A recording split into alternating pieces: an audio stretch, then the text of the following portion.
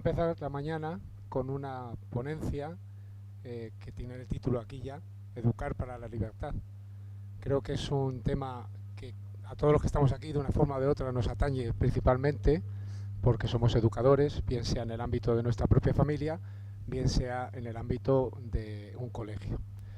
Para ello contamos con la presencia de una persona que también reúne esas dos cualidades.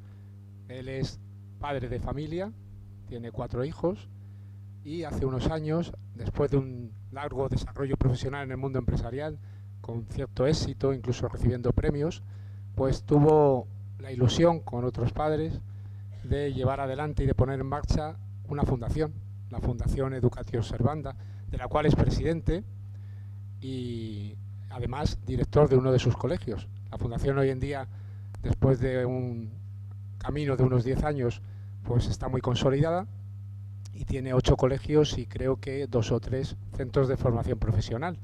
Uno de los colegios, el primero de ellos, el Colegio de Alcorcón, el Colegio Juan Pablo II, pues es el cual es dirigido por nuestro ponente primero de este día de hoy.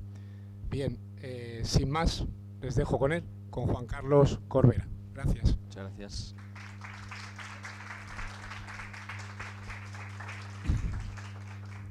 Pues muchas gracias. ¿Se oye bien ahí abajo? ¿No?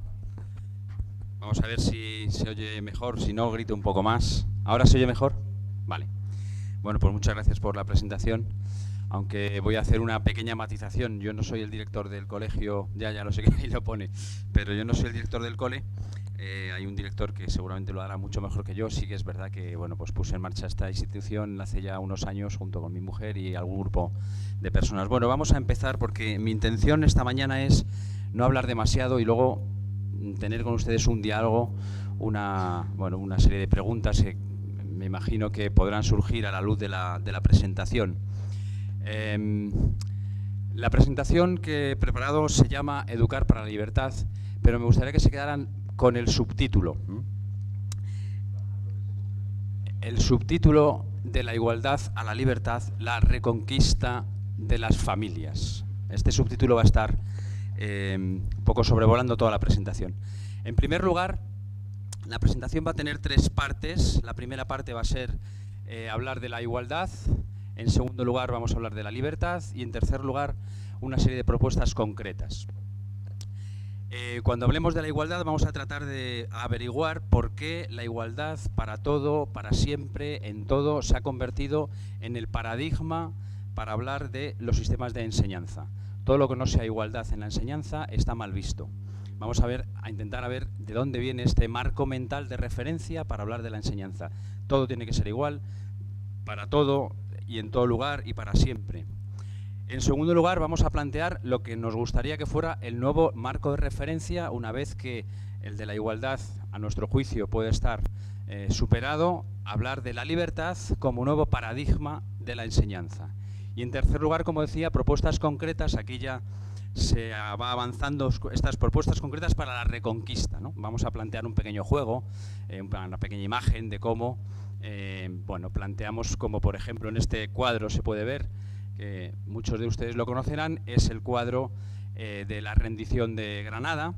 Aquí se ve, no se ve muy bien, pero bueno, se ve a Boabdil, el chico, entregando las llaves de la ciudad de Granada a los Reyes Católicos. Es el final, el cuadro que representa, está pintado por Pradillo y se puede ver en el Senado, y representa, aquí lo ven un poco mejor, el final del periodo de la Reconquista, ¿no? Entonces, si me permiten este juego que vamos a hacer en la presentación, pues en una parte tendríamos al paradigma actual que lo ha invadido todo, que es el de la igualdad, y en la otra parte tenemos al nuevo paradigma que nosotros queremos impulsar o ayudar a que la gente empiece a cambiar esta referencia por el de la libertad, que acaba finalmente, y este sería nuestro deseo, reconquistando el terreno que la igualdad y el igualitarismo ha ido conquistando en el sistema de la enseñanza durante tanto tiempo. Este va a ser un poco el proceso de la presentación, que espero que llegue hasta y media.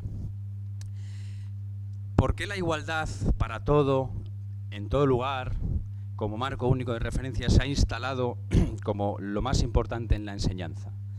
Bueno, responde a razones que no podemos entrar aquí profundamente, pero responde en primer lugar a una base, hay una base histórica. ¿Quién de ustedes no ha oído hablar de nuestros padres, nuestros abuelos y nuestros bisabuelos, que los pobres no podían estudiar y como no podían estudiar no podían capacitarse y como no podían capacitarse se quedaban siempre como simples trabajadores, mientras que los ricos podían estudiar, podían capacitarse, podían aspirar a puestos de una mayor responsabilidad y por lo tanto la pirámide, la lucha de clases entre los pobres y los ricos se traslada al mundo de la enseñanza. Los ricos pueden estudiar y por eso están arriba y los pobres no pueden estudiar y por eso están abajo. Es decir, hay un concepto de igualdad y por lo tanto hay que igualar a los pobres con los ricos para que tengan las mismas oportunidades. ¿Esto es malo? Claro que no. Yo no sé quién diga que esto es malo. Habrán oído muchas veces hablar de la educación como el ascensor social. Bueno, todo esto que está configurándose a finales del siglo XVIII, pero sobre todo en el siglo XIX, va a tener una importancia fundamental en la concepción del sistema de enseñanza que disfrutamos hoy. Y digo disfrutamos porque realmente lo disfrutamos así. La igualdad como paradigma de nivelación de clases sociales. Esa es una de las referencias y una de las cuestiones históricas que nos han llevado aquí. En segundo lugar, cuando queremos coger a los, digamos, a los pobres, ¿no? Simplificando mucho, porque en media hora quiero llegar hasta el final, y queremos igualarlos a los ricos, por así decirlo, entonces alguien tiene que asumir esa tarea social de proporcionar a los que no tienen medios propios, medios para que puedan acceder al sistema de enseñanza. Entonces, el Estado, en el siglo XIX, asume esta función, es el nacimiento, finales del XVIII, principios del XIX, el nacimiento de la escuela estatal, comprendida como estatal, porque escuela para pobres había habido mucho antes. Todas las congregaciones religiosas que se han dedicado a enseñar a los niños pobres, a los huérfanos, son muy anteriores al siglo XIX. Pero en el concepto de escuela estatal, que nace en el siglo XIX, está este sistema de la igualdad y por lo tanto el Estado inventa un sistema para nivelar clases sociales. Estamos hablando del siglo XIX, la revolución industrial está en pleno apogeo y el sistema físico en el que se piensa para hacer esta ascensión social, vamos a montar unas escuelas para que los que no tienen medios puedan estudiar. Y montamos las escuelas con el paradigma del siglo XIX que se montan las fábricas, la revolución industrial.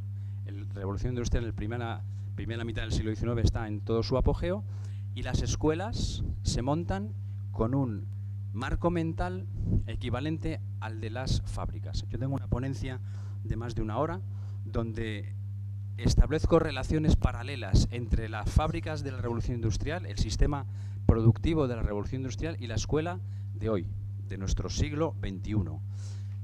Por dar dos ejemplos, los alumnos entran, están paquetizados por edades, pasan la clase de 4 años, viene un profesor que más o menos conoce todo, el niño pasa luego la clase de 5 años, viene un profesor que maneja todo y así van pasando de clase en clase como si fuera una cadena de montaje, donde cada profesor, cuando son más mayores, viene, atornilla los tornillos a la derecha, luego viene otro profesor y le pone las otras. Imagínense ustedes una fábrica con una cadena de montaje y los paralelismos con la escuela son enormes.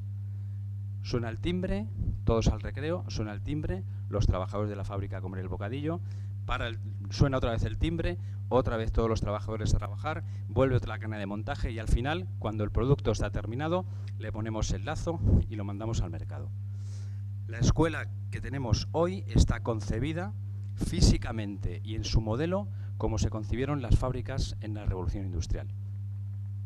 Y por último, evidentemente, si nosotros queremos que todos los alumnos, todos los productos salgan igual de las fábricas, alguien tiene que establecer un modelo único, porque si no, los de la fábrica de allí serán distintos a los de la fábrica de aquí, los de la escuela de allí serán distintos a los de la escuela de aquí.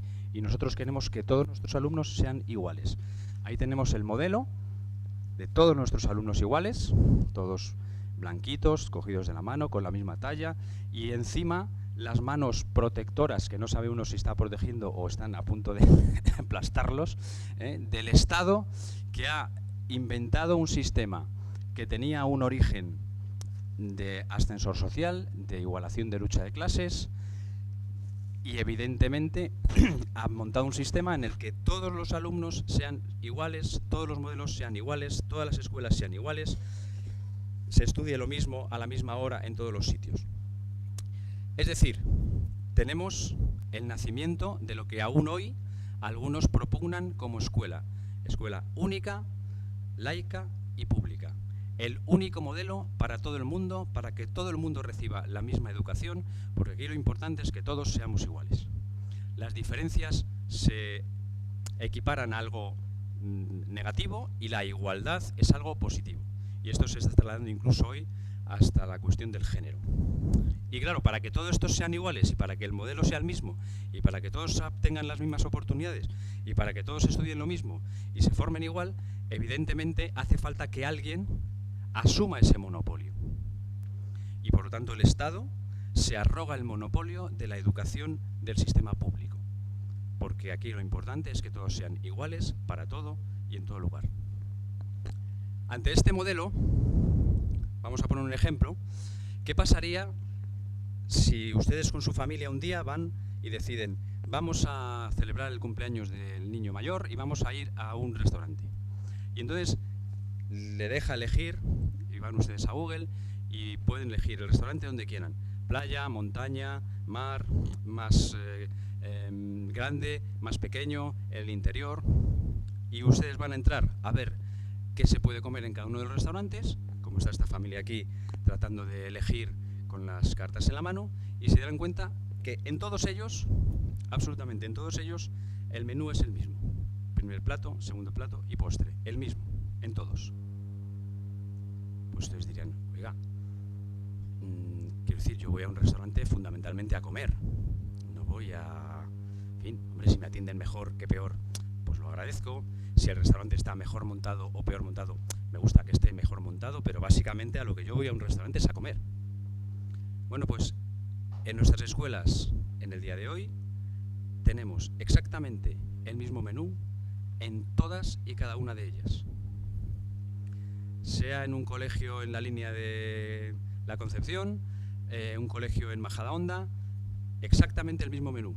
Cuando me digo el mismo menú me refiero a las mismas asignaturas curriculares, las mismas horas por asignatura a la semana, los mismos contenidos por asignatura y por hora a la semana. El Estado dice qué estudian nuestros hijos, cuánto tiempo estudian nuestros hijos, qué asignatura, cómo se homologan los profesores que dan a nuestros hijos, los contenidos que tienen que estudiar nuestros hijos. Oiga, si yo voy a un colegio, voy a elegirlo por el contenido, no porque tenga un servicio de ruta estupendo o porque tenga unas instalaciones más o menos. Hombre, todo eso está muy bien, pero yo a lo que voy a un restaurante es a comer, y a lo que voy a buscar en un colegio es lo que se le da a mi hijo. Tenemos en los colegios muchas más quejas por parte de las familias por lo que ocurre en el comedor que por lo que ocurre dentro de las aulas. Nos importa más a los padres lo que metemos a los hijos en el estómago que lo que les metemos en la cabeza y en el corazón. Porque lo que lo metemos en la cabeza y en el corazón no está en nuestra mano elegirlo. Porque ya lo elige el Estado por nosotros. Entonces, ¿qué elegimos nosotros? Pues eso, el comedor, la ruta, las extraescolares, cosas que son totalmente colaterales al hecho educativo que ocurre en las aulas. Tenemos un menú único para todos nuestros restaurantes. Y esto, claro, es un monopolio. Si hablamos de la hostelería, bueno, esto es alguien que tiene una franquicia universal y todos los restaurantes son de la misma franquicia. Tú vas a Burger King, en Talavera, o en Madrid, y el menú es el mismo. Pues en nuestras escuelas hay un monopolio que ha decidido que todos los menús sean exactamente los mismos. Y claro, aparece el monopolio del Estado, aparece la escuela única, pública y laica. Claro, la única que decide el Estado.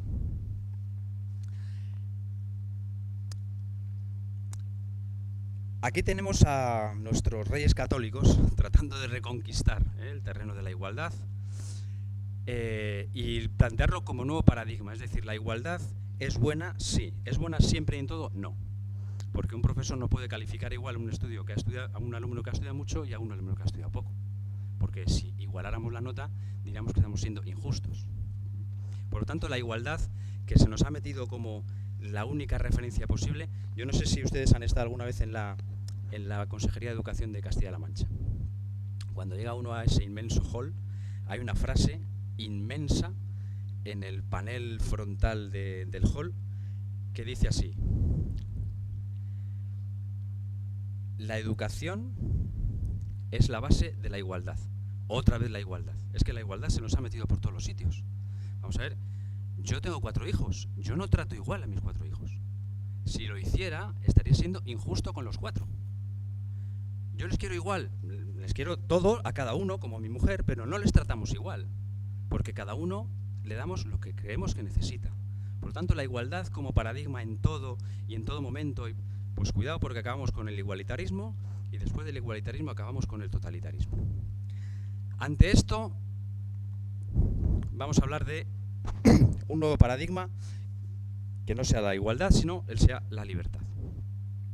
Después va a venir Jesús Muñoz y va a hablar mucho mejor que yo de nuestro marco constitucional. No me voy a entretener en esto porque quiero llegar hasta el final y él seguramente va a ser más detallista, ¿no?, en la parte de nuestro sistema de derechos y libertades protegidos por el artículo 27 de la Constitución española. Yo llevo muchos años rezando por el pacto educativo, muchos, para que no se produzca. Porque el pacto educativo ya se dio en nuestros padres constitucionales. Ya hay un pacto educativo que es una maravilla, es el artículo 27, donde se ponen de manifiesto los derechos de las personas, de las instituciones, también del Estado, en un encaje bastante bien hecho. Por lo tanto, el único pacto al que yo le pediría que los políticos hicieran fueran que salieran todos ellos del sistema de la enseñanza. Y como ese no lo van a hacer, pues déjenlo como está. Tenemos el artículo 27, que nos protege a todos por igual, que protege los derechos que también tiene el Estado, y por lo tanto no vayamos mucho más allá. El artículo 27 protege la libertad que tenemos las instituciones y las familias de crear centros educativos, gracias a lo cual, pues por ejemplo, nosotros hemos podido poner en marcha esta institución que ahora ya tiene un número importante de colegios. Por lo tanto, las personas y las instituciones tenemos este derecho constitucional de poner obras educativas en marcha, tanto en el sistema totalmente privado como en el sistema público, porque la escuela concertada es una escuela de titularidad pública, es decir, es un sistema público de iniciativa social. Esta es otra trampa que nos quieren meter, concertada como si fuera algo... No, la concertada está sostenida con fondos públicos, por lo tanto, es una red del sistema público, de iniciativa social. Y la otra, la que llaman pública, realmente la deberían llamar estatal, porque es una red de colegios del sistema público cuya iniciativa y puesta en marcha se arroga el Estado. El Estado pone en marcha colegios, titularidad estatal, y la iniciativa social puede poner en marcha también colegios en el plano público desde una iniciativa social. Por lo tanto, no es pública concertada, las dos son públicas. Por lo tanto, hay esta libertad de creación de centros. Y luego la familia, Juan Pablo II lo dice magníficamente bien en una carta poco conocida, que creo que es del 82, que es la Carta de los Derechos de las Familias. Y dice así: la familia, por el hecho de traer al mundo a los hijos, tiene el derecho original, porque está en el origen de la vida de los hijos. Primario, porque son los primeros que se ocupan del hijo. E inalienable, de la educación de sus hijos. Por lo tanto, es un derecho que a las familias no nos puede quitar nadie, por el hecho de traer a los hijos al mundo. Una cuestión de derecho natural que se especifica y que está además protegida por la Constitución española. Ahora hay muchas personas tratando de confundirnos diciendo que realmente el derecho a la educación lo tienen los hijos, no los padres, y por lo tanto el Estado, y ya hemos oído declaraciones en algún parlamento, tiene la necesidad de proteger a esos hijos de un padre que, por ejemplo, sea... Oiga, vamos a ver, el derecho lo tienen las personas, pero las personas, cuando tienen 0, 1, 2, 3, 4, 5 años, no pueden ejercer los derechos de manera particular. Alguien los tiene que supervisar, alguien los tiene que tutelar. Usted lo que quiere es sacar a la familia de la tutela de esos derechos y ponerse usted Estado. Yo no sé lo que el Estado quiere para mis hijos. Lo que sí que sé es que cualquier padre para sus hijos quiere lo mejor. Y por lo tanto, el Estado que se ponga detrás de la familia y que intervenga cuando la familia haga dejación de sus funciones, porque es un derecho subsidiario. El Estado, como digo, tiene también sus derechos y tiene también sus responsabilidades. El primer derecho que tiene y la primera responsabilidad es garantizar a todos los demás los derechos que la Constitución nos da, nos reconoce, ¿no? Porque la Constitución no es que nos dé derechos, es que nos reconoce los que naturalmente tenemos.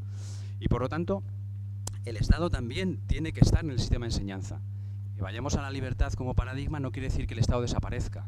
Yo no estoy proponiendo eso. El Estado tiene una función de organización, de regulación. Por ejemplo, tiene la función de decir, bueno, pues a ver quién está capacitado para pasar de curso, porque se establecen unos niveles que homologuen a todos los centros del país. Tiene una serie de funciones muy importantes, pero desde luego todas ellas son subsidiarias de la familia. La ministra ponía un ejemplo. Aquí tenemos a esta madre de familia que tiene dos posibilidades pensando cuál elegir. Si tuviera un camino único, si tuviera la escuela pública, laica y única, pues no tendría ninguna capacidad de elección. Aquí al menos pues esta mujer tiene delante dos posibilidades y ahí se la ve reflexionando, valorando cuál cojo uno o cojo otro. Porque la escuela tiene que ser plural. No puede ser un modelo único, porque entonces no tenemos ninguna capacidad de decisión las familias. Y por lo tanto, como plural, diverso, porque las familias somos diversas. Algunas familias querrán un sistema estatal, otras familias querrán un sistema de iniciativa social y otras familias querrán otro sistema que de momento no existe, pero que debería existir, cualquier otro. Vamos a poner otro ejemplo, como el del restaurante, ¿no? Que esto es bastante pedagógico. Bueno, aquí vemos a esta madre de familia que está abriendo la nevera.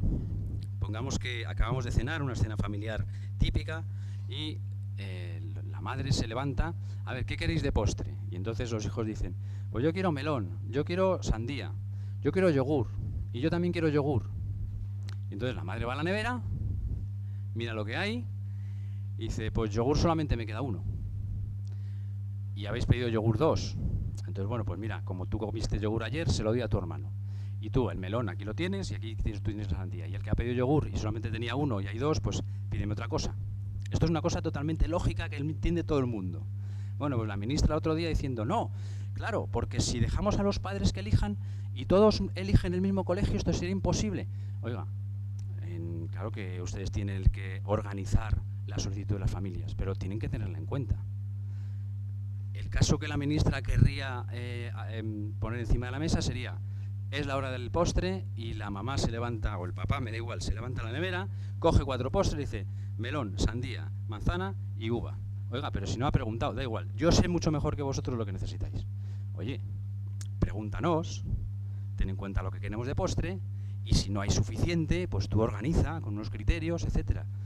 El caso 1 es el que defiende hoy día la LOMCE en su artículo 109.2, es decir, atender prioritariamente la demanda social de las familias, es decir, escuchar lo que las familias quieren de postre, y lo que se quiere hacer quitando ese tema de la demanda social es los padres eligen, en este caso el Estado, eligen el postre para todo el mundo sin escuchar lo que quieren.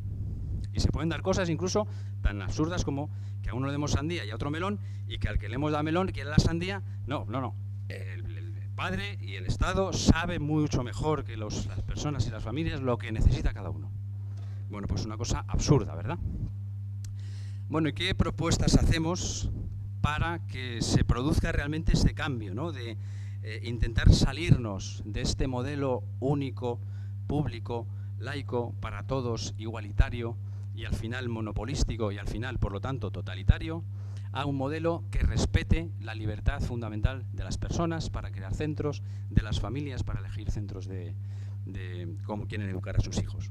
Bueno, pues en primer lugar, como digo, propuestas para Reconquista en este juego que hemos hecho con el cuadro. Bueno, en primer lugar yo diría una táctica militar casi, que es asegurar la última plaza fuerte. La escuela de iniciativa social, la que todo el mundo conoce como concertada, yo creo que es Numancia. O sea, es un poco como la aldea de Axteris, ¿no? Rodeada de galos, ¿no? Es decir, es el último reducto que le queda al sistema público para que las familias puedan elegir algo distinto al modelo monopolístico estatal. Por lo tanto, asegurar esta plaza fuerte, que ya vemos que es el objetivo de los galos, o que es el objetivo de todos los que quieren entrar en Numancia. ¿Por qué? Porque es la última plaza fuerte. Después quedará el sistema privado, 100% privado, es decir, para la gente que tiene dinero, y por lo tanto el que tiene dinero podrá elegir entre muchos modelos, y el que sea de una clase, no hace falta ser rico, una clase media, normal, pues no podrá, porque todos sabemos lo que cuestan las plazas en los centros privados. Y por lo tanto tenemos que caer al cajón, al carril, al toril de la escuela única, pública y laica. Solamente nos queda la Escuela de Iniciativa Social, que es la aldea de Asteris. Defendámosla como, gracias a Dios, hemos salido todos a defenderla ante esta última insinuación de ataque por parte de la ministra Celaá en la casa más grande de las escuelas de iniciativa social. Fue una auténtica declaración de guerra en su casa. Y por lo tanto, tanto ellos como muchos otros, pues hemos salido a decir, vamos a ver, esto no puede ser. Pero aquí en esto, señoras y señores, tenemos que ser sobre todo las familias los que defendamos este derecho. No, es que mi hijo ya está en un colegio que está muy bien. Bueno, pero a lo mejor mañana deja de estar bien y ya no tienes otro sitio donde cambiarlo. Bueno, yo es que prefiero la escuela estatal. Bueno, pues me parece fenomenal, pero si mañana esa escuela estatal no te gusta y quieres ir a otra, tampoco vas a poder. Por lo tanto, defendamos Numancia, defendamos la última plaza fuerte. En segundo lugar, empecemos a hablar de diversidad de modelos educativos, porque ahora mismo en el sistema público solamente hay dos, el estatal y el de iniciativa social, y luego el privado. Pero, por ejemplo, en España es el único país de Europa, junto con Grecia, donde no está regulado el homeschooling. Yo no soy especialmente partidario del homeschooling, porque habría que ver las circunstancias, pero no se puede. O sea, un caso que me encontré el otro día en Bélgica, de 2 o 3 familias que viven en un pueblo, en un medio rural, y que han decidido juntarse, contratar un maestro y en el mismo pueblo coger una casa y hacer una escuela. Y hay 7 alumnos. Porque eso está permitido en Bélgica, en Francia también, o sea, está permitido en casi todos los sitios, menos en España, en Grecia y creo que en Europa, en pocos sitios más. Perdón. Y han organizado una escuela y reciben fondos públicos. Y tiene 7 alumnos y son de distintas edades. Aquí hay gente que recordará las escuelas rurales donde había un maestro y había un niño de 7, otro de 12 y el maestro se organizaba. Y salían mucho mejor preparados que de los que salen muchos de nuestros alumnos hoy. ¿Por qué eso no se puede hacer? ¿Por qué no dejan que las familias organicen la escuela de sus hijos, recibiendo, por supuesto, la ayuda que necesiten para poder hacerla como ellos quieran? ¿Por qué una maestra no puede educar en su casa a sus hijos, si es que es lo que prefiere, porque lo que tiene alrededor le parece peor? Porque esto iría en contra de la igualdad para todos, en todo momento y en todo lugar. Es decir, rompemos el paradigma, no puede ser. Bueno, ¿y por qué no el Estado puede poner unas pruebas de nivel al final de cada año para asegurarse que los chicos están siendo educados, que es lo que tiene que hacer el Estado, asegurarse que las familias no están haciendo una dejación de sus funciones y que, como tiene derecho a la educación el hijo, la está recibiendo? ¿Cuántos de ustedes, yo por lo menos, me preparé mi examen de conducir en mi casa con un libro? Y luego fui al examen, me presento al examen que todo el mundo hace, al que está homologado para hacer, y para demostrar si tengo la preparación o no, y si lo apruebo, he aprobado el teórico. No hace falta que yo vaya a una escuela con nadie. ¿Esto por qué no se puede hacer en la enseñanza? Diversidad de modelos educativos. Que no nos dejemos encajonar, abramos la mente, que hay muchísimas opciones. Pluralidad de oferta educativa, lo que decíamos antes del menú. Otra idea que también no nos cansamos de decir a nuestros políticos, a nuestros representantes. La escena del restaurante, ¿se acuerdan? Del menú único. Yo entiendo que hay determinadas asignaturas que tienen que vertebrar el sistema. Yo no estoy hablando aquí, ni lo defiendo, de la eliminación del Estado en el sistema de la enseñanza. No. Estoy hablando de que ocupe el lugar que le corresponde. Por lo tanto, en el ejemplo del restaurante, bueno, pues a lo mejor el primer plato y hasta el segundo, si quieren, pues tiene que estar organizado por la administración para que haya una vertebración del sistema educativo. Me parece fenomenal. Las autonomías ya han empezado a reclamarle al Estado, y ya lo han conseguido una parte del pastel. No, es que usted, Estado, no tiene mucha idea de lo que pasa en mi comunidad autónoma. Y como yo estoy mucho más cerca, entonces yo sé mucho mejor que usted, que está allí en Madrid, lo que en mi comunidad autónoma necesito. Y por lo tanto, déjeme a mí usted una parte del pastel para que yo elija una parte. Claro, pero nos hemos quedado ahí. Resulta que si el argumento de estar más cerca de quien decide es el bueno, ¿quién más cerca que el propio centro de las familias a las que da servicio para conocer cuáles son realmente las necesidades que tienen sus familias? ¿Por qué no en ese menú único de esta franquicia universal, por qué no se le deja al centro que elija por lo menos el postre? ¿Por qué no decimos los centros, oiga, déjennos usted, papá ha estado, ya que la autonomía dice que es muy bueno estar cerca y que entonces esto le da una... ¿Quién más cerca que los centros para saber lo que las familias necesitan? Déjenos elegir una o dos asignaturas del currículum educativo. No solo las extraescolares, todo eso que ya está fuera del sistema. No, del menú, del que usted me presenta.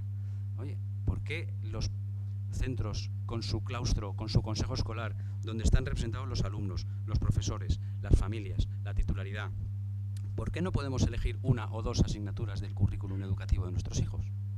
El que ofrecemos a las familias. Nosotros tenemos un colegio en el campo de Gibraltar y los profesores que hay allí nos dicen, nosotros necesitaríamos al menos 2 horas más de lengua a la semana. Y a nuestros alumnos está claro que no cabe todo y por lo tanto hay que sacar algo. Pues a lo mejor los ríos de Europa pues les importa menos que saber hablar bien. Y es que aquí, por el contexto social que tenemos, necesitaríamos 2 horas más de lenguaje a la semana. Bueno, pues no podemos ofrecerle eso que el centro cree que es lo mejor para las familias de allí. No se puede porque hay alguien que dice no. Aquí lo que se da en las aulas lo dijo yo, que soy el que sabe. Por lo tanto, otra propuesta que nosotros estamos haciendo es esta pluralidad de oferta educativa.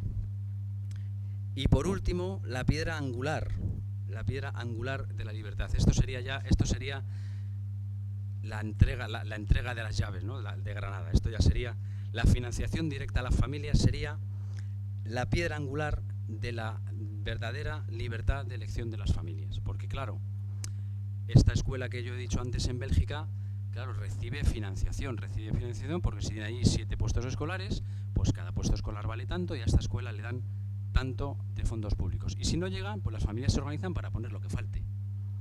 Pero claro, en nuestro sistema de financiación en la escuela pública es el Estado el que reparte a su criterio y encima si quitan lo de la demanda social a su criterio absoluto, cómo reparte la financiación y a qué escuela de iniciativa social le da más o menos líneas. Es decir, tiene la posibilidad de abrir o cerrar el grifo en las instituciones, en los colegios o en los centros que ellos elijan. Y por lo tanto, cuando, por ejemplo, en la Comunidad de Madrid se dice, no, el 90% de las familias eligen en primera opción, o sea, le toca en primera opción el colegio que eligen. Bueno, claro, es que las familias tampoco son tontas. Las familias eligen en primera opción aquel colegio en el que creen que tienen más posibilidades de que sean elegidos. Y no necesariamente es el colegio que ellos preferirían para sus hijos. Y conozco un montón de casos. Pero claro, a mí me gustaría aquel, pero es que aquel sé que no me lo van a dar, porque no cumplo no sé qué, porque no vivo...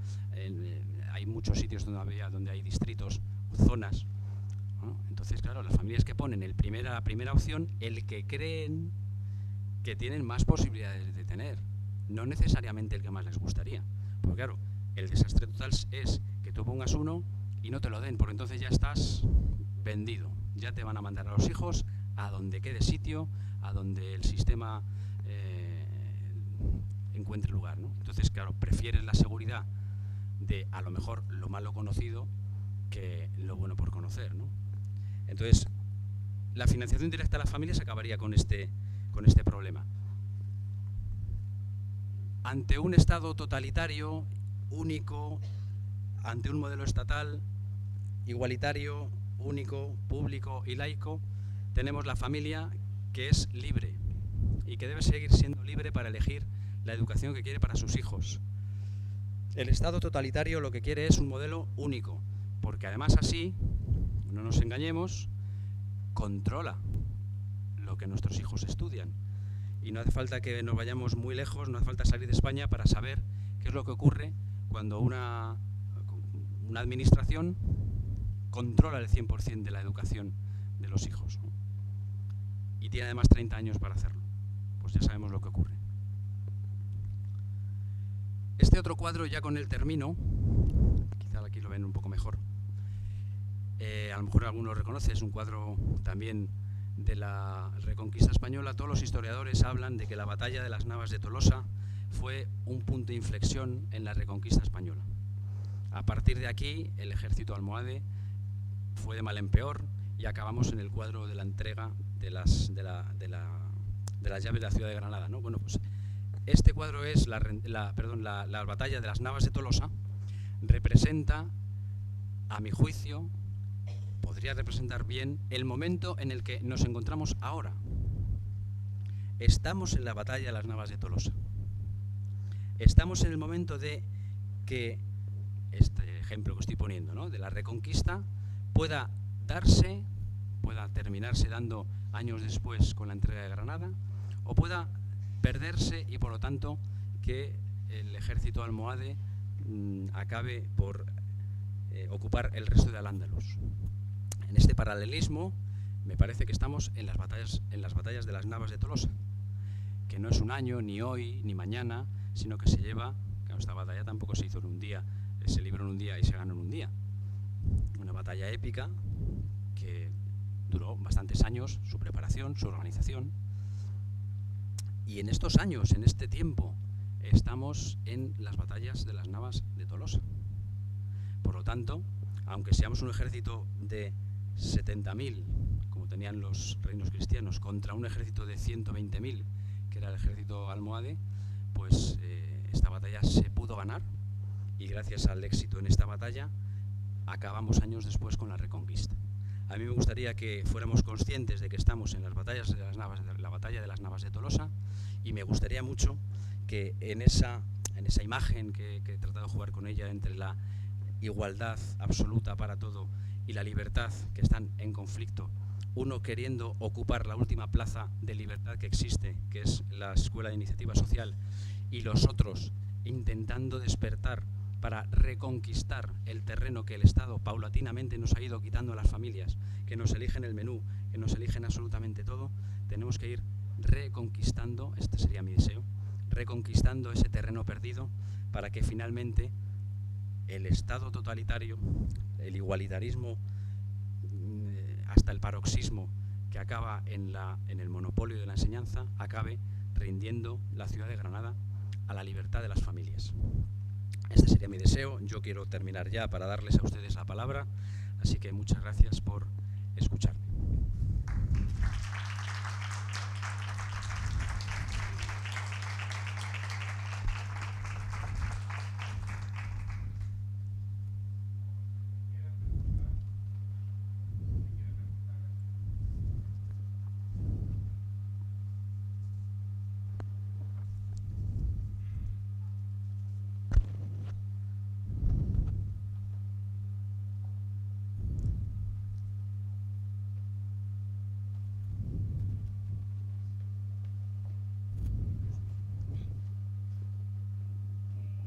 Gracias por su intervención. ¿Qué pueden hacer los padres en esta batalla? ¿Alguna sugerencia, algunas propuestas, por favor? Bueno, los padres son, yo creo, que el verdadero ejército de las batallas de las Navas de Tolosa. No sé cuál de los reinos que coincidieron en esta batalla aportó más número de luchadores, ¿no? Pero sin ninguna duda las familias es el ejército realmente numeroso en esto, ¿no? No somos los titulares, no son los sindicatos de profesores, no son las patronales, somos las familias las que realmente tenemos que darnos cuenta del contexto en el que estamos y reclamar para nosotros la libertad que nos es de derecho para educar a nuestros hijos como queramos, como nosotros queramos y como nosotros pensemos. ¿Qué podemos hacer? Pues bueno, si estáis en colegios, si tenéis un APA que sea activo en este sentido, pues apoyarlo. Si no lo tenéis, pues constituirlo. hablando con la vecina, con el otro, con el que piensa distinto, con el que cree que el que quiere una educación distinta a la monopolística, que se la pague, que es el mantra de la izquierda. No, aquí el que quiera una educación privada, que se la pague. Bueno, es que entonces ya no tenemos tanto que os gusta la igualdad, eso no sería igualdad de oportunidades, porque entonces solamente podrían elegir un modelo distinto los que tengan dinero. Y los que no tengan dinero no pueden elegir. Para la igualdad, para eso no. La igualdad de oportunidades tiene que seguir existiendo. Por lo tanto, concienciación. Primero nosotros, interiorización. Cuando haya declaraciones o cuando haya que, en fin, salir, ¿no? Por si hay un momento, no sé, por si algunas instituciones creen que es el momento de salir y de quejarse y de que haya una visibilidad pública de la queja, pues estar ahí. Hablar con los profesores de vuestros colegios, con los directores de vuestros colegios, cómo podemos ayudaros. Estar muy, muy, muy alerta a lo que quieren traer a nuestros centros fuera del horario curricular, a estos talleres de determinadas cuestiones que no estén de acuerdo con lo que nosotros pensamos para nuestros hijos. No tienen ningún derecho en ningún centro educativo fuera del horario escolar, pero dentro del colegio, y invitando a todas las familias a impartir determinados tipos de talleres que no van con nuestros principios en cuestiones que son muy serias. Voy a poner un ejemplo de nuestro propio centro. Es un colegio de diario católico, nuestros colegios Juan Pablo II son católicos, todos los padres, pues seguramente como en este colegio, saben muy bien dónde vienen. El año pasado se dio una conferencia sobre el aborto y el director del colegio envió una carta a todas las familias, a todas las familias de las edades que concernía el taller, ¿no? Vamos a hacer este taller. Las imágenes que se van a ver son duras, porque son reales. Es decir, no es un cómic, no, se van a ver imágenes de abortos reales, duras. Y por lo tanto, aquel chico o chica que no venga con una autorización expresa de su familia, no entrará al salón de actos a ver la conferencia. Y es un colegio de diario católico y evidentemente en contra del aborto. Aún así, el colegio hizo esta acción. Y aún así, en la sesión hubo 2 momentos en los que las personas podían salirse, porque eran imágenes reales. El 88 y pico % de los hijos convocados llevó la carta de los padres. Yo quiero que mi hijo vaya al taller y que él decida, o que mi hija vaya al taller y él decida si quiere salirse en estos momentos que va a haber, que se salga. Casi el 90%. Pero del otro 10% hubo muchos que se acercaron a la puerta. No, es que mi padre me dijo que sí, pero se me ha olvidado la hoja. Lo siento, no puedes entrar. Esto porque no se hace para otro tipo de talleres. Porque yo creo que cuando se tocan cuestiones como es el tema del aborto, que son cuestiones que para algunas familias pueden ser controvertidas, que pueden ser discutibles o difíciles, aún habiendo elegido un centro católico para la educación de sus hijos, ¿por qué no se hace lo mismo con otro tipo de talleres o con otro tipo de actuaciones que son de un ámbito muy privado y de un ámbito en el que las familias pueden tener una sensibilidad distinta a la que el colegio, incluso en un colegio de diario católico como los nuestros, puedan tener? Bueno, pues a esto me refiero. Si esto no ocurre, quéjense, vayan a la dirección.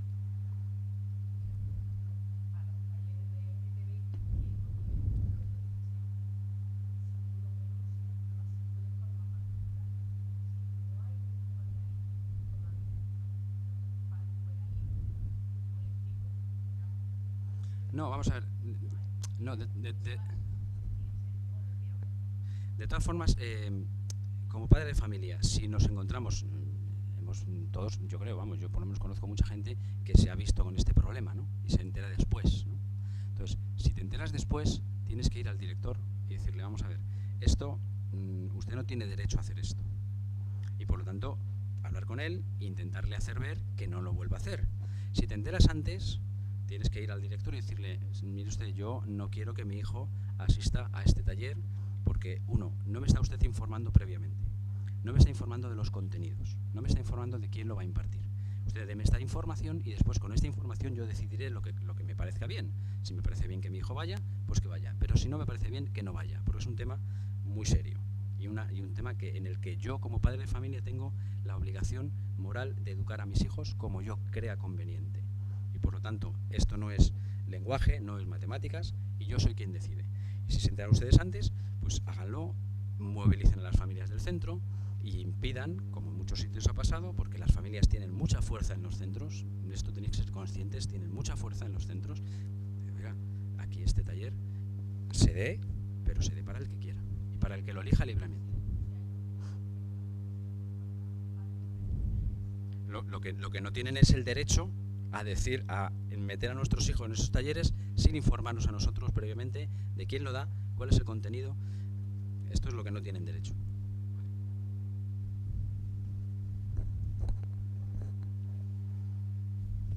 Y estamos hablando, perdón por terminar, estamos hablando ahora del tema de la ideología de género, pero es que dentro de muy poco tiempo tendremos otro problema con otras ideologías que no son particularmente esta. Parece que hay una fijación con este tema porque es el que está ahora, pero es que dentro de pocos años tendremos el problema en las escuelas del transhumanismo y del posthumanismo. Y si tenemos la escuela única, laica y pública, el Estado decidirá, con respecto a estas otras ideologías que vayan viniendo después, cuál es la interpretación que tienen que dar a nuestros hijos en el colegio. Hoy estamos hablando de ideología de género, pero mañana estaremos hablando de transhumanismo, pasado mañana de poshumanismo y dentro de 50 años no sé de qué. Hola, buenos días. Juan Carlos, yo me veo muy bien porque, no sé, me da la sensación de que hablamos siempre de escuela concertada, que verdaderamente es lo que tú dices, es el bastión que nos queda. Pero yo te hablo ahora de la escuela pública. Sabes que hay ahora unos proyectos desde 3 años, se va a poner en la escuela pública el estudio y la presentación de la sexualidad de los niños, desde 3 años. Y este proyecto está avalado por la consejería, a lo cual también se le va a donar, se le va a dar un dinero a las escuelas públicas para que hagan este proyecto. Un proyecto que se está avalando, bueno, sabes que en algunas comunidades ya se ha avalado, hasta ciertos partidos están diciendo que sí a esto. Y yo ahora te pregunto, en la escuela pública, si eso se decide por el consejo escolar o por la dirección, no vamos a presentar papel para que se pueda ir o no se pueda ir. ¿Por qué no? Porque no va a ser así. Bueno, la escuela pública se lleva a consejos, se acepta el proyecto y luego ya, una vez que sea así, eso ya se ha decidido y todos los niños van a ir. Pero lo malo de todo esto, yo te digo que yo, que trabajo en una escuela pública, puedo ver cómo los padres ven todas estas cosas con una normalidad, como si fuera lo mejor de lo mejor. Estoy diciendo esto como la igualdad de género, una igualdad de género que no es una realidad, pero bueno. Y estoy viendo también cómo los profesores nos estamos adaptando a esta situación con una normalidad, pero bueno, que da hasta verdadero miedo. Entonces, yo sí quiero que si hay aquí padres de la escuela pública, que de verdad con los pocos profesores que también quedan, que no les da miedo decir basta ya, pues de verdad que reivindiquemos que esto no es normal, que no es lo bueno, que estamos degenerando todo. Sí, bueno, planteas dos cosas, ¿no? En primer lugar, planteas una situación concreta en la que un consejo escolar ha decidido que se den unos talleres de proyectos. Entonces, lo que tienen que hacer las familias es conocer esos proyectos y decidir si continúan sus hijos en esos colegios que tienen estos proyectos o no. El segundo problema, que es el más importante, que es el que planteaba, que es el de la normalización, digamos, ¿no?, de toda esta situación. Claro, si esto lo vemos como normal, pues entonces, claro, las familias no reaccionan ante algo que ven normal. Bueno, pero esto es una situación que, en fin, que lleva muchísimos años planteándose como una normalidad. No podemos hacer nada si una familia ve como normal, no podemos hacer nada, es decir, en el momento concreto, ¿no? Si una familia ve como normal este proyecto educativo en un centro público que trata de decir que la identidad sexual se configura uno según como quiera, y lo ven bien y ven que sus hijos ven bien que vayan a ese taller, pues si nos creemos lo que hemos dicho, esa libertad de las familias, aunque a nuestro juicio estén equivocadas, pues sus hijos querrán que vayan a ese taller. El problema, bajo nuestro punto de vista, es que esa normalización de algo que para algunas personas no es lo natural, es decir, que quieran imponer a todas las personas un modelo de educación afectivo-sexual según una interpretación. Y esto es lo que se pretende. Y el que no esté de acuerdo con esta interpretación, entonces además es expulsado del sistema, es marginado, es sancionado, es multado y es expuesto al escarnio público, ¿no? Esto, no sé si le suena de algo de lo que hemos visto aquí. Es decir, esto es una mentalidad totalitaria. Es decir, yo digo lo que está bien, utilizo toda mi maquinaria para ir convenciendo a la gente poquito a poco de lo que está bien, y una vez que ya he establecido para todo el mundo un marco mental de lo que está bien, el que no está dentro de este marco mental es el que es un homófobo o un ultra o un lo que sea. Y esto es un poco el proceso normal de esta y de cualquier otra ideología. Nos va a pasar lo mismo con el transhumanismo. Lo estamos empezando a ver venir, pero se va a acabar viendo normal que las personas puedan integrarse y relacionarse con inteligencia artificial para mejorar las capacidades de las personas. Esto lo vamos a ver normal dentro de 25 años. Hoy nos parece una aberración, pero es que a lo mejor hace 50 años nos podía parecer una aberración que las personas cuando nacen y el médico coge a la criatura y diga ha tenido usted un niño o ha tenido usted una niña y eso ahora se llama sexo asignado o género asignado, ¿no? Bueno, pues en fin, las grandes organizaciones con grandísimos intereses detrás tratan permanentemente de colocar un discurso que les interese. Y cuando la mayoría de las personas que estamos a lo nuestro, pues en nuestra vida, abriendo el comercio, llevando a los niños al colegio, evidentemente esto nos viene encima, no nos damos cuenta y es tarde para reaccionar. Entonces, ¿qué hay que hacer ahora? Desde luego, lo que está establecido ya en el imaginario mental de mucha gente es que, bueno, esto no pasa nada, ¿no? Bueno, pues tendremos que, poco a poco, empezar a base científica, mucha pedagogía, empezar a decirle a las personas, a proponerles otra forma de entender la sexualidad y la afectividad. Y esto es un trabajo de fondo. Y que después, cuando las personas conozcan las diferentes realidades y los modelos distintos, pues que elijan libremente. Pero desde luego, la situación ahora mismo es de remar contra corriente, esto está claro. Sí.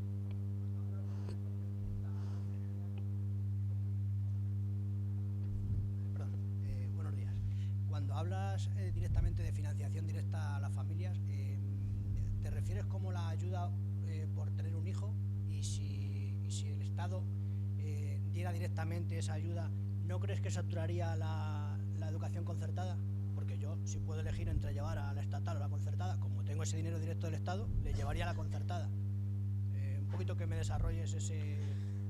Bueno, yo tuve una conversación hace un año por ahí con el exministro de Educación, José Manuel Otero Novas, que fue el ministro que con Suárez ideó el sistema del cheque escolar, que estuvo a punto de salir, los cheques estuvieron impresos en una imprenta y él finalmente por cuestiones políticas y por cambio político no llegó a salir. La idea del cheque escolar, yo no digo que sea esta la idea que hay que hacer, yo me refiero que deberíamos encontrar un modelo de financiación directa a las familias, es decir, que el dinero no llegue al centro, que el dinero llegue a la familia y que la familia elija el centro. No es que le des un dinero por tener un hijo o una ayuda, no. Es decir, ¿cuánto cuesta la plaza escolar a día de hoy en el sistema estatal y en el sistema de iniciativa social? En la iniciativa social ya sabemos que cuesta más o menos la mitad, es decir, es mucho más eficiente la concertada que la pública. Por lo que cuesta un puesto escolar en la pública, se pagan 2 en la concertada, con el mismo dinero. Es decir, ¿cuánto cuesta un puesto escolar? 5 euros.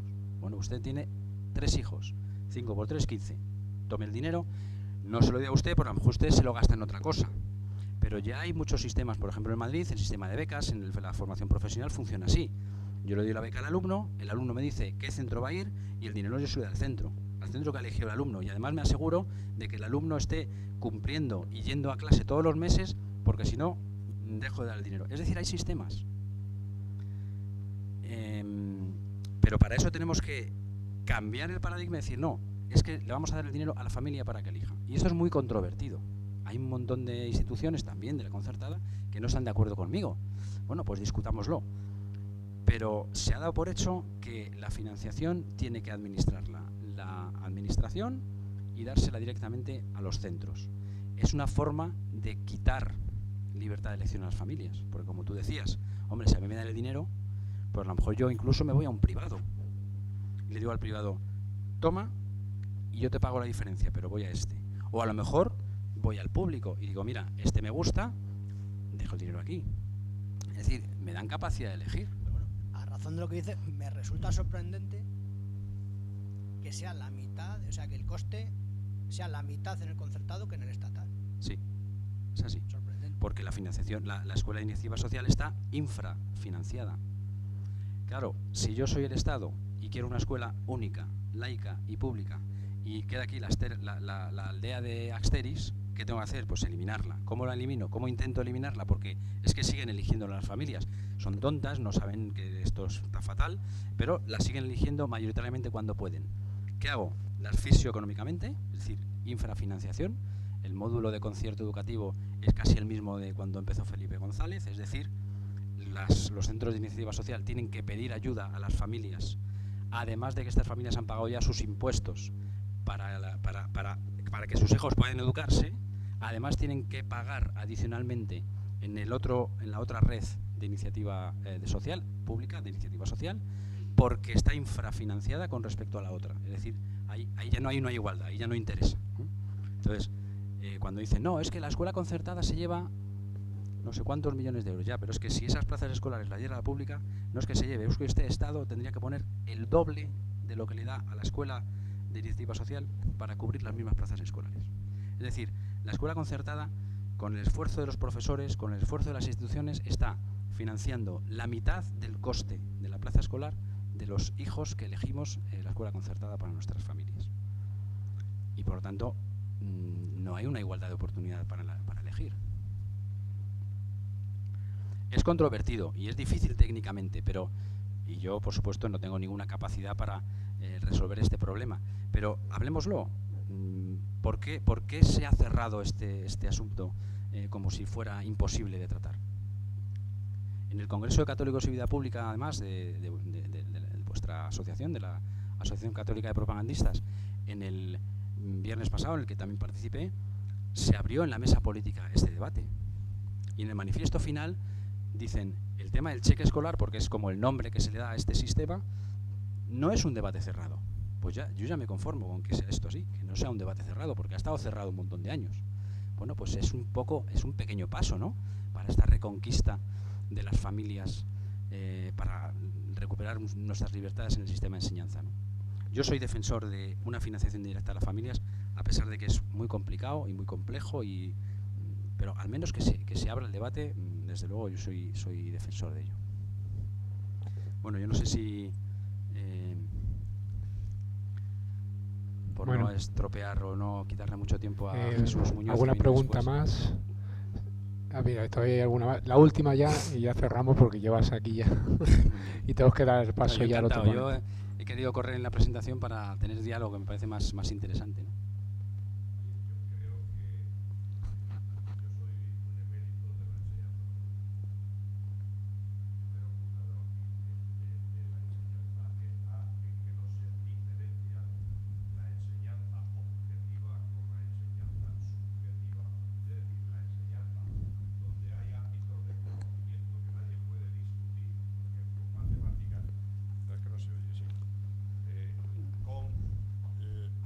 Ámbitos donde sí aparecen los valores.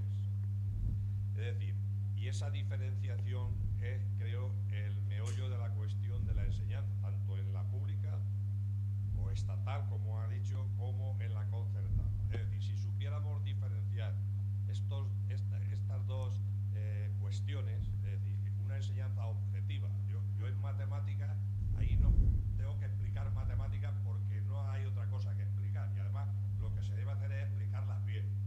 Y luego hay otros ámbitos donde entran los posibles valores, y ahí es donde el profesorado, que no está a la altura, es cuando dentro de aquello que dicen que es la libertad de cátedra, que es malentendida, hace sus reinos de taifa y explica lo que le da la gana. Hombre, es un debate que es interesantísimo. A mí me encantaría poder estar discutiendo este tema porque es un tema muy de fondo, ¿no? Bueno, en primer lugar, entendiendo su discurso entre la enseñanza, digamos, más objetiva y la subjetiva, ¿no? Claro, por una asignatura que es matemáticas, que es como un poco 2 más 2 siempre son 4, no puede haber. Sin embargo, y entendiendo su razonamiento, yo le diría que ningún tipo de enseñanza es neutra. Y le voy a tratar de dar un ejemplo con las matemáticas. Porque usted, que ha estado de profesor en la escuela pública, habrá visto a sus compañeros de matemáticas, y si el profesor de matemáticas quiere utilizar su asignatura para meter ideología, puede hacerlo, aunque sea profesor de matemáticas. ¿Es más difícil? Desde luego es más difícil que si da ciencias naturales o biología, que es una asignatura que también es objetiva porque hay una ciencia, pero aquí ya empezamos con la dificultad. Pero si el profesor de matemáticas pone un problema y hace un enunciado, donde diciendo, por ejemplo, ¿no?, con el tema de la ideología de género, podría hacer un enunciado de un problema que tuviera una carga ideológica enorme, enorme. Es decir, que la enseñanza objetiva y subjetiva, entendiendo por dónde va, si el profesor quiere, porque el profesor se deja parte de él en el alumno.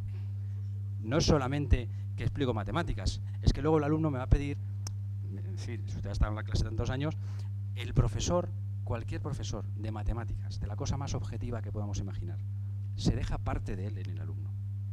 Y por lo tanto, inevitablemente, subconscientemente o conscientemente, eso ya depende de la catadura moral del profesor, va a dejar parte de él en su alumno. Es decir, la enseñanza neutra como tal no existe. Y si además quiere hacer ideología con su asignatura objetiva, que es matemáticas, lo hará. Lo hará con los problemas, lo hará con las preguntas, lo hará con los enunciados de... otra cosa es que esto sea normal, ¿no? Yo no creo que haya profesores que hagan esto, ¿no?, pero que lo podrían hacer. Es decir, separar la enseñanza entre objetividad total y subjetividad total no es tan sencillo. Lo que tenemos que hacer es elegir un colegio donde haya un modelo en el que todos los profesores, respetando libertad de cátedra, pero la libertad de cátedra no es una libertad absoluta que esté por encima de todo. La libertad de cátedra tiene que también sujetarse a la libertad de modelo educativo del centro. Y por lo tanto hay dos libertades que chocan, ¿no? Es decir, oiga, usted tendrá libertad de cátedra, pero es que en este modelo educativo, en las cuestiones que son no objetivas, ¿no?, como podemos, las humanidades, las ciencias naturales, la biología, ¿cuándo empieza la vida? Pues coges libros de cualquier editorial y encuentras de todo. Desde el libro que te dice que la vida empieza cuando el niño nace, hasta que te dice que empieza con el momento de la anidación, y para menos creo que nosotros no hemos encontrado ninguno que nos satisfaga totalmente, y por eso damos y traemos talleres de afectividad y de sexualidad de fuera, ¿no? Y como he dicho antes, invitando a los padres a los que quieran a participar, ¿no? Entonces, bueno, entendiendo su reflexión, no es tan sencillo separar, porque una cosa es la enseñanza y otra cosa es la educación. Y en la enseñanza hay también educación, porque los profesores también educan. Aunque enseñan, básicamente, porque esos asignatura, pero están educando todo el día. Y los chicos se fijan muchísimo en sus profesores. Y a lo mejor un profesor de matemáticas está influyendo muchísimo más en la configuración de la persona que un profesor de religión. Bien, perdón. Sí, desde luego. Por eso digo que me encantaría hablar de esto mucho más.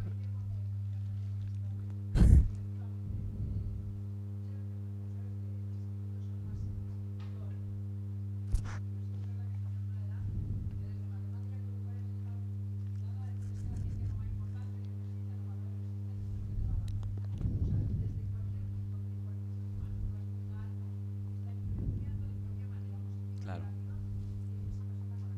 Claro.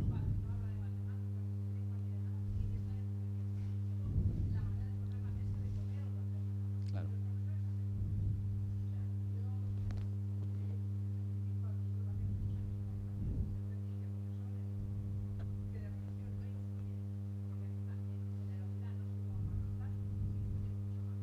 Claro.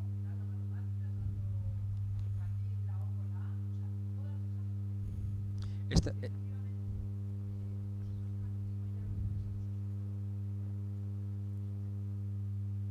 es un poco la idea de que es también condorsetiana, al final es de Condorcet, de la de todas las corrientes pedagógicas que han influenciado tantísimo en Europa y en España en particular a toda la pedagogía y todo el sistema de leyes educativas que tenemos, que es, el origen es, bueno, pues efectivamente la familia educa en casa y la escuela enseña en el colegio, ¿no? Haciendo esta separación dicotómica entre lo que es una educación pues en valores, en los hábitos de vida, de costumbre, enseñar a comer, tal, y las cuestiones más académicas que se dan en el campo de la enseñanza, ¿no? Pero al menos mi criterio, por eso me gusta mucho la discusión, ¿no? Esta separación absoluta entre lo que se educa y lo que se enseña es una utopía, porque para mí lo que se educa en casa también se enseña, y en el colegio se enseña pero también se educa, y por lo tanto es imposible separar. O sea, las personas somos un continuum. Mi afecto, mi intelecto y mi voluntad es una, está unida. Yo no puedo separar, quitarme la parte intelectual de la persona, meterla en la escuela y que solamente aprenda cosas intelectuales, contenidos, conocimientos, sin que aquello esté afectando a mi corazón, a mi sentimiento, a mi voluntad, a mi afecto. Me afecta a toda la persona. Y de la misma manera tampoco puedo estar en casa solamente recibiendo cuestiones afectivas o de otro tipo y que la razón no esté funcionando ahí. La persona no es así. La persona es un continuum, es un único. Y por lo tanto, todas nuestras capacidades están interactuando permanentemente. Por eso, esta idea, digamos, dicotómica, ¿no?, de separar lo que es la educación en casa y la enseñanza en la escuela, y por lo tanto, en la enseñanza en la escuela, yo le dejo a la familia el campo de la casa para la educación, y yo establezco lo que hay que enseñar de una manera objetiva, académica, científica, y esto lo hago yo porque soy el Estado. Son los dos modelos que finalmente se han reproducido en el siglo XIX, ¿no? El Estado enseña y la familia educa. ¿Qué pasa? Decía, lo siento porque el cardenal Sara, que para mí es una de las mentes más brillantes y más visionarias de la Iglesia en el momento actual, en el congreso de la semana pasada decía, claro, efectivamente la familia es la que tiene el derecho principal, primario, tal, de educar a los hijos, pero esto presupone que la familia exista. Claro. ¿Y cómo está la familia? Él decía, demolida, desestructurada, claro. Y los que sois profesores y los que estamos todo el día en colegios, vemos cómo cada vez es más frecuente que los padres deleguen en la escuela también ese campo principal de la educación que antes se hacía en las casas. Esto lo estáis viendo todos los que estáis en un aula y los que vais a tutoría. Ay, ¿qué hago con mi hijo para quitarle el teléfono? Que no puedo. Las tutorías son cada vez más escuelas de padres, porque no tienen criterio, porque han perdido las riendas de la educación de sus hijos, y por lo tanto el colegio tiene que asumir subsidiariamente y por solidaridad y por caridad con la familia funciones que en principio no le corresponden como tal, aunque ya hemos dicho que el colegio también educa, pero es que ahora es que casi el profesor tiene que dedicar más tiempo a mandar callar, a guardar silencio, que a explicar su asignatura. Bueno, gracias Juan Carlos, tenemos que cortar, sí, lamentablemente. Ya creo que le hemos exprimido bastante. Entonces, creo que lo procedente es que le hagamos entrega de un obsequio, agradeciéndole el esfuerzo de estar aquí esta mañana, de acompañarnos, de instruirnos, de educarnos en este aspecto de la libertad de educación. Y tenemos dos ponentes más todavía esta mañana para seguir exprimiendo y analizando esto. Pido a María Fernanda de Paz, directora de las jornadas, que suba a hacer entrega a Juan Carlos de este pequeño obsequio en atención a su amable visita y su ponencia. Gracias. Un aplauso para él, para Juan Carlos.